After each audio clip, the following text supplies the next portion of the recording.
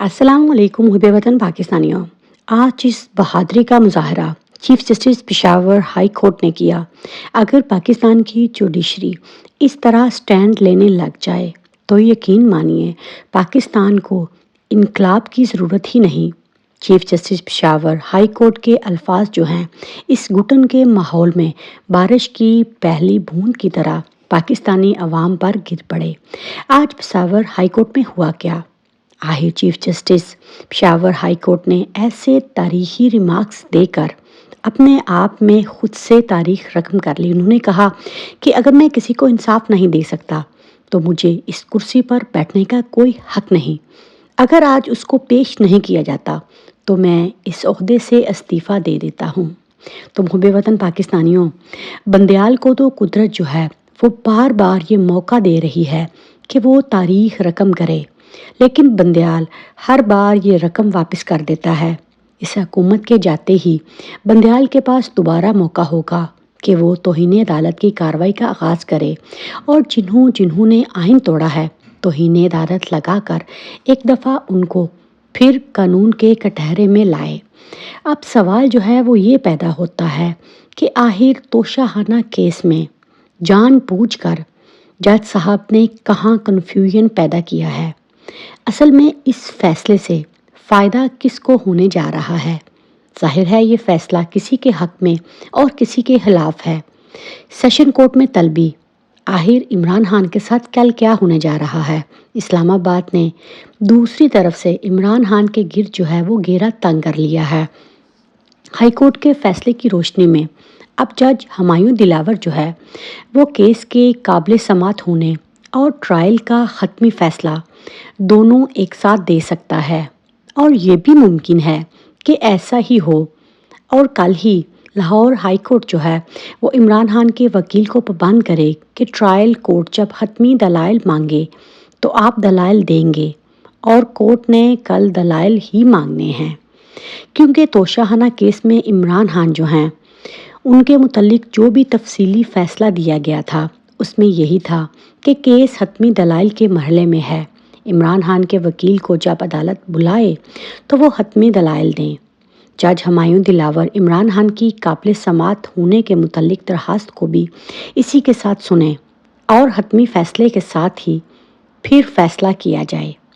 لیکن اب سوال اس میں یہ پیدا ہوتا ہے کہ یہ جج جو کہ فیصلہ دینے جا رہا ہے اس کے متعلق نیب کیوں سوئی پڑی ہے؟ جج کی عمران خان کے مخالف فیس بک کی پوسٹوں پر تحقیقات کب کی جائیں گی؟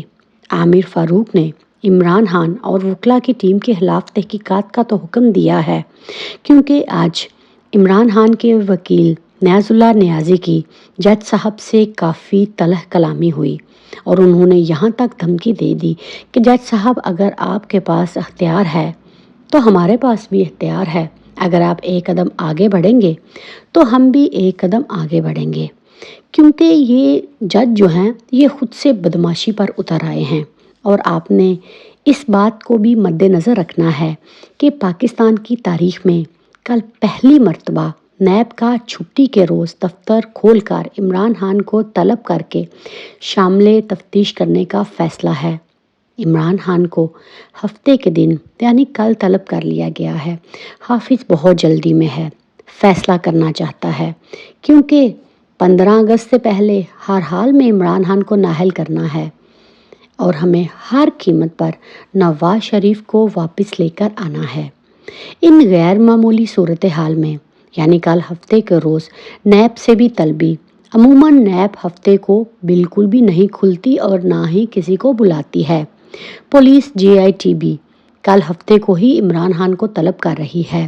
جج ہمایوں دلاور بھی کل ہفتے کے روز ہی دلائل سنے گا۔ کل عمران خان اسلام آباد میں ہر قیمت پر درکار ہیں، یعنی کہ سیٹرڈے کا دن عمران خان کے لیے اور پاکستان کی تاریخ کے لیے اہم ہونے جا رہا ہے۔ محب وطن پاکستانیوں، آپ کو صرف یہ بات سمجھنی ہوگی کہ عمران خان نے ایک بات کی تھی کہ جس دن میں ان لوگوں کے اوپر ہاتھ ڈالوں گا آپ کو ان کی چیخیں آسمانوں تک سنائی دیں گی۔ تو یہ وہی گھڑی آ چکی ہے۔ اصل میں یہ جو فیصلہ جج دلاور صاحب نے آج سنایا ہے یہ فیصلہ کل لکھا جا چکا تھا۔ یہ فیصلہ جو ہے عاصم منیر کی سربراہی میں ایک خفیہ مقام پر لکھا گیا تھا اور اس کو یہ کہا گیا تھا کہ آپ نے کل یہ تحریری فیصلہ جو ہے یہ سنانا ہے، کیونکہ اس میں ٹمارو کو 4 اگست کہا جا رہا ہے، جبکہ 4 اگست تو آج ہے۔ کل لکھا ہوا فیصلہ آج صرف اسی لیے سنایا کہ اس فیصلے کے خلاف اپیل دائر نہ ہو، کیونکہ ہفتے کو سپریم کورٹ میں چھٹی ہوتی ہے۔ اس سے بھیانک اور ننگا میچ فکسنگ جو ہے آپ نے آج تک نہیں دیکھی ہوگی۔ فیصلہ کل لکھا گیا، سنایا صبح جائے گا، کیونکہ سپریم کورٹ جو ہے وہ سماعت نہ کر سکے، کیونکہ سپریم کورٹ کی سماعت میں یہ نقطہ چیلنج نہ ہو جائے۔ سپریم کورٹ کا ٹائم ختم ہونے کا انتظار کیا اور پھر فیصلہ جاری کیا، تو ٹوٹل ہی میچ فکسنگ جو ہے وہ ہو چکی ہے۔ لیکن دوسری طرف جو ہے وہ ججمنٹ میں بہت ساری غلطیاں اور تضاد ہیں۔ جب ٹرائل کورٹ کا قابل سماعت قرار دینے کا فیصلہ ہی کالعدم ہو چکا ہے تو اس نقطے پر دوبارہ سماعت کا حکم کیوں دیا گیا؟ تو پھر فائنل آرگومنٹس کا حکم جج صاحب کیسے دے سکتے ہیں؟ حق دفاع کے نقطے پر ابھی ہائی کورٹ نے فیصلہ سنانا ہے، اور پھر کیسے آپ پیراگراف 17 پر عمل درآمد کروا سکتے ہیں اور اس کو ممکن بنا سکتے ہیں؟ جان بوجھ کر کنفیوژن چھوڑا گیا تاکہ عمران خان جو ہیں وہ مزید پھنس سکیں۔ لیکن محب وطن پاکستانیوں، آپ لوگوں نے ایک بات یاد رکھنی ہے کہ یہ سسٹم پوری طرح کرپٹ ہو چکا ہے۔ عمران خان جتنی بھی کوشش کر لیں، نکلنا مشکل ہے، کیونکہ کمپنی نے چاروں طرف سے جال پھیلایا ہوا ہے۔ عمران خان مکمل سیاسی اور قانونی حکمت عملی بھی تیار کر رہے ہیں۔ عمران خان کے آخری باؤنسر کا ہمیں کل انتظار کرنا پڑے گا۔ یہ آخری بازی بھی انشاءاللہ عمران خان ہی جیتے گا۔ اور دوسری طرف فردوس عاشق اعوان جو ہیں، ان کا نام بھی نگران وزیر اعظم کے لیے لیا۔ یہ بھی خبریں آ رہی ہیں کہ جج ہمایوں دلاور کی بیوی نے اپنے ہی شوہر کا سارا بھانڈا پھوڑ دیا کہ یہ عمران خان کو جیل میں ڈال کر زہر دینا چاہتے ہیں۔ پی ٹی آئی تو پہلے ہی ساری ختم ہو چکی ہے۔ تو محب وطن پاکستانیوں، جاگتے رہنا، یہ کمپنی کسی ٹائم بھی سازش کو پوری طرح کامیابی کے ساتھ اور آپ کو اور مجھے خبر نہ ہو، اسی لیے عمران خان کو زہر دینے کی کوشش کی جائے گی۔